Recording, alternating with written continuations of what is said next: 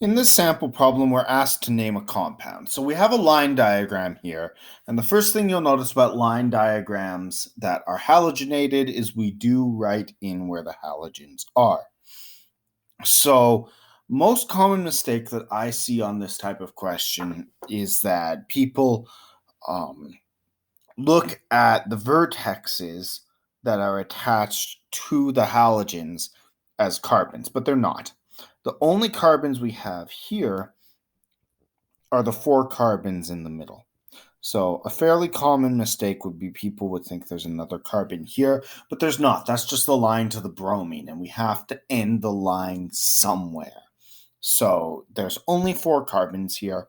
4 carbons means that we are dealing with a butane, since they're all single bonded. And then we have a bromo, a chloro, and an iodo.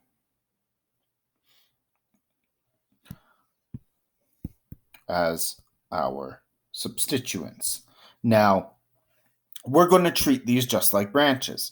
So we're going to number off our carbons, left to right, 1, 2, 3, and 4, because that's going to be what minimizes the numbers of the substituents. So we have a bromo on carbon 1, the chloro and the iodo are both on carbon 2.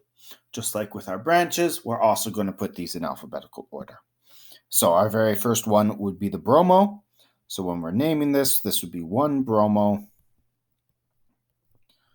2 chloro, 2 iodo butane.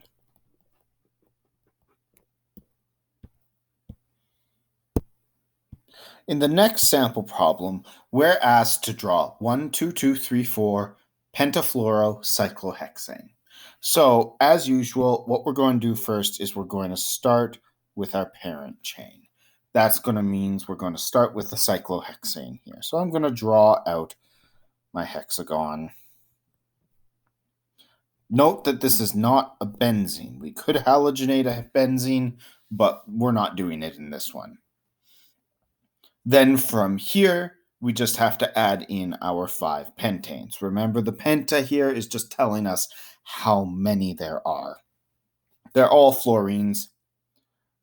So we've got 1, 2, 2, 3, and 4.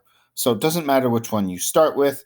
I'm going to start with this carbon here because that's the easiest on my space, and add in a fluorine.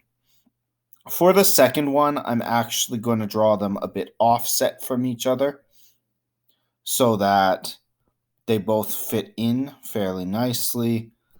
Because if we have them going inwards, it kind of gets a bit messy. Then I have one going straight down, and then I have one coming out here as well. Remember, for each of these as well, even though we're not drawing the hydrogens in, there are going to be hydrogens here. So the 2 carbons I'm highlighting in green have 2 hydrogens. Then in red, we'll have 1 hydrogen.